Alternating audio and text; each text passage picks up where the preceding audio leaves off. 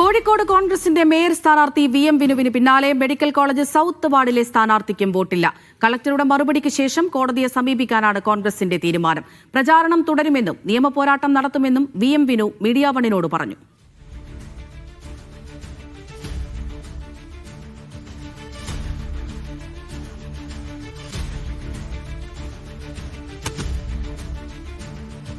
വിവരങ്ങൾ നൽകാനായി മുഹമ്മദ് അസ്ലം, സലാം മുഹമ്മദ് എന്നിവർ തത്സമയം ചേരുന്നുണ്ട്. സലാമിലേക്കാണ്. സലാം, കഴിഞ്ഞ ദിവസമാണ് മേയർ സ്ഥാനാർത്ഥിയായ VM വിനുവിന് ഇവിടെ വോട്ടില്ല എന്നുള്ള കാര്യം മനസ്സിലായത്. അതിനുശേഷം നിയമപോരാട്ടത്തിലേക്ക് കടക്കുമെന്നൊക്കെ പറഞ്ഞിട്ടുണ്ടായിരുന്നു. ഇപ്പോഴിതാ വീണ്ടും മറ്റൊരു സ്ഥാനാർത്ഥിക്കും വാർഡിൽ വോട്ടില്ല എന്ന് മനസ്സിലാക്കുന്നു. കോൺഗ്രസ് വലിയ പ്രതിസന്ധിയിലാണല്ലോ.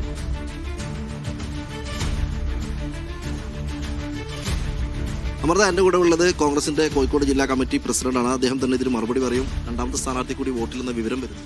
ഞാൻ പറഞ്ഞല്ലോ, ഗുരുതരമായ ക്രമക്കേടുകളാണ്. കഴിഞ്ഞ തവണ 21ാം ഡിവിഷനിൽ വോട്ട് ചെയ്ത ആളാണ് ബിന്ദു. ആ സ്ഥാനാർത്ഥിക്ക് ഇപ്പോൾ വോട്ട് കാണുന്നില്ല. ഇതിനകത്ത് കാണേണ്ടത്, അതായത് ഒരു സൈക്കോളജിക്കൽ കോൺസ്പിറൻസിയാണ് നടന്നത്. അതായത് ഏതൊരു പാർട്ടിയും അന്തിമ വോട്ടർ പട്ടിക വന്ന ശേഷമാണ് മൈക്രോ ലെവൽ പരിശോധന നടത്തുക. നമ്മൾ കരട് പട്ടിക ഇറങ്ങിയാൽ സ്വാഭാവികമായും 18 വയസ്സുകാർ തികഞ്ഞൊരു വോട്ട് ചേർക്കാനുള്ള ലിസ്റ്റ് തയ്യാറാക്കും. മരിച്ചവരുടേത്, വിവാഹം കഴിഞ്ഞു പോയവരോട്, താമസം മാറിയവർ, പുതുതായി വാർഡിലേക്ക് ആരെങ്കിലും താമസിക്കുന്ന അവരുടെ പേരുകൾ, ഇവയ്ക്ക് നമ്മൾ ശേഖരിച്ചെടുക്കുക. ആ പ്രക്രിയ നമ്മൾ പൂർണ്ണമായും നടപ്പിലാക്കി കഴിഞ്ഞിട്ടുണ്ട്. ഇത് ഈ നഗരത്തിലോ ഈ നാട്ടിലോ ജീവിക്കുന്ന 18 വയസ്സ് പൂർത്തിയ ഒരാൾക്ക്, സ്ഥിരമായി വോട്ടുള്ള ആൾക്ക് വോട്ടില്ല എന്ന് ആർക്കെങ്കിലും വിശ്വസിക്കാൻ പറ്റുമോ? ഞാനിപ്പോഴും പറയുന്നു, ഇത് ബീഹാറിനേക്കാൾ വെല്ലുന്ന വോട്ട് ചോരിയാണ് കേരളത്തിൽ നടക്കുന്നത്. വോട്ടർ പട്ടികയിലെ ക്രമക്കേടിനെക്കുറിച്ച് കഴിഞ്ഞ 3 മാസക്കാലമായി കോഴിക്കോട്ടെ കോൺഗ്രസ് വിളിച്ചു പറഞ്ഞുകൊണ്ടിരിക്കുകയാണ്. അന്ന് ഞങ്ങൾ പറഞ്ഞത് ഇരട്ട വോട്ടുകളും കള്ളവോട്ടുകളുമാണ്. പിന്നീടാണ് കൊടുവള്ളിയിൽ 1000-ലേറെ ആളുടെ വോട്ടുകൾ നീക്കം ചെയ്താൽ ഞങ്ങൾ സമരമായി പോയത് കുരുവട്ടൂർ പഞ്ചായത്തിൽ. അപ്പോൾ ഇതൊരു കോൺസ്പിറൻസിയുടെ ഭാഗം തന്നെയാണ്. ഇത് ജനാധിപത്യത്തിന് ഭൂഷണമില്ലെന്ന് മാത്രമല്ല, അതിശക്തമായൊരു പോരാട്ടം ഞങ്ങൾ ഇത് നടത്താൻ വേണ്ടി പോകണം. നേരത്തെ തന്നെ VM വിനുവിനൊക്കെ തന്നെ സ്ഥാനാർത്ഥിയാക്കുമെന്ന് കോൺഗ്രസ് ചർച്ചകൾ ഉണ്ടായിരുന്നു. നേരത്തെ VM വിനുവിനെ സ്ഥാനാർത്ഥിയാക്കും ചർച്ച അടുത്ത കാലത്തല്ലേ വന്നത്. അപ്പോൾ എങ്ങനെയാണ് VM വിനുവിന്റെ വോട്ട്? പറയാം. കഴിഞ്ഞ 2-3 വർഷക്കാലമായി VM വിനു കോഴിക്കോട്ടെ കോൺഗ്രസ് പരിപാടിയിൽ നിറസാന്നിധ്യമാണ്. ഞങ്ങളുടെ ഒരു കലാ സാംസ്കാരിക സംഘടനയുടെ തലവനാണ് VM വിനു. അതുമുതലാണ് VM വിനുള്ള ഗഡ്ജ് ആരംഭിച്ചിരിക്കുന്നത്. നിങ്ങൾ നോക്കൂ, ഇപ്പോൾ ഇവർ പറയുന്നു കോൺഗ്രസിൻ്റെ എന്തോ ഗൂഢാലോചനയാണെന്നൊക്കെ. VM വിനുവിൻ്റെ വോട്ട് ഏതായാലും കോൺഗ്രസ് തള്ളിക്കില്ലല്ലോ. ഞങ്ങൾക്ക് ഉത്തരം തരേണ്ടത് ഇലക്ഷൻ കമ്മീഷനാണ്, ഇലക്ഷൻ ഉദ്യോഗസ്ഥനാണ്. പ്രത്യേകിച്ച് ഈ 2 സ്ഥാനാർത്ഥികൾക്ക് വോട്ടില്ല എന്ന് പറയുമ്പോൾ ഒരു സൂക്ഷ്മ പരിശോധനയിൽ ഒരു കുറവുണ്ടായിട്ടുണ്ടോ കോൺഗ്രസിന്? ഞാൻ ചോദിക്കട്ടെ, സൂക്ഷ്മ പരിശോധന കഴിഞ്ഞ വർഷങ്ങളായി ഈ നഗരത്തിൽ ജീവിക്കുന്ന, വർഷങ്ങളായി ഈ നഗരത്തിൽ വോട്ട് ചെയ്യുന്ന ഒരാൾക്ക് വോട്ടില്ലാതെ പോയതിൻ്റെ കുറ്റം കോൺഗ്രസിനാണോ? ഇനി കോൺഗ്രസ് സൂക്ഷ്മ പരിശോധന നടത്തിയിട്ടില്ലെങ്കിലും ഇവർക്ക് വോട്ട് വേണ്ടേ? കോൺഗ്രസ് സൂക്ഷ്മ പരിശോധന നടത്തിയാലേ വോട്ടർ പട്ടികയിൽ പേര് വരാകുന്ന ഇവിടെ നിയമമുണ്ടോ? ഭരണഘടന ഉറപ്പാക്കുന്ന നീതി ഇവിടെ നിഷേധിക്കപ്പെട്ടിരിക്കുന്നു. സ്ഥാനാർത്ഥി പ്രഖ്യാപനത്തിന് മുമ്പെങ്കിലും ഒരു പരിശോധന നടത്തേണ്ടതായിരുന്നില്ല. ഞാൻ പറയട്ടെ, സാധാരണഗതിയിൽ നമ്മുടെ സ്ഥാനാർത്ഥികളെ പ്രഖ്യാപിക്കുമ്പം ഈ നഗരത്തിൽ കാലാകാലങ്ങളായി ജീവിച്ച് ഇവിടെ വോട്ട് ചെയ്ത ആൾക്ക് വോട്ടില്ല എന്ന് സംശയിക്കേണ്ട പോലും അവസ്ഥ ജനാധിപത്യ കളത്തില്ലല്ലോ.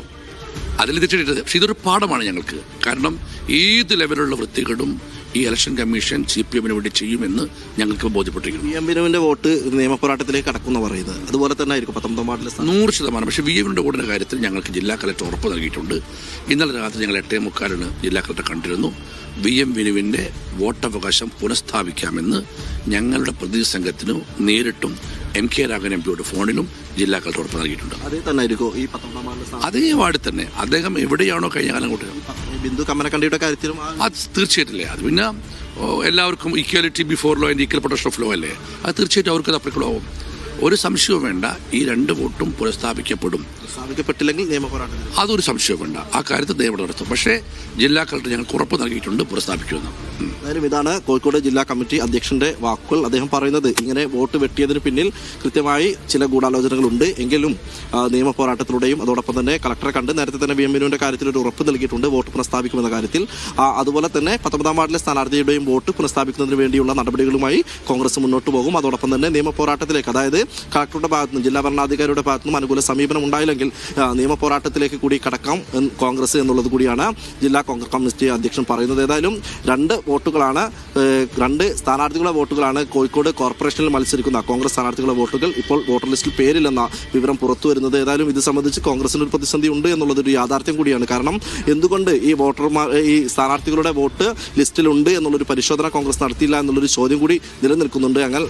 അതിനുള്ള മറുപടിയായി ജില്ലാ അധ്യക്ഷൻ പറയുന്നത് സാധാരണ കോൺഗ്രസിന്റെ സൂക്ഷ്മ പരിശോധന നടത്തി വേണോ ആളുകളുടെ വോട്ടുകൾ വോട്ടർ ലിസ്റ്റിലുണ്ടോ എന്നുള്ളത് ഉറപ്പുവരുത്താൻ എന്നുള്ളൊരു ചോദ്യമാണ് അദ്ദേഹം ചോദിക്കുന്നത്, ഒരു മറുചോദ്യമാണ് അദ്ദേഹം ചോദിക്കുന്നത്. ഏതായാലും VM വിനുവിനൊപ്പം തന്നെ കോഴിക്കോട് കോർപ്പറേഷനിലെ 19ാം വാർഡായിട്ടുള്ള മെഡിക്കൽ കോളേജ് സൗത്തിലെ സ്ഥാനാർത്ഥിയായിട്ടുള്ള ബിന്ദു കമ്മനക്കണ്ടി എന്ന് പറയുന്ന ഒരു സ്ഥാനാർത്ഥി കൂടി വോട്ടർ ലിസ്റ്റിൽ പേരില്ലെന്ന വിവരം കൂടിയാണ് ഇപ്പോൾ പുറത്തു വരുന്നത്.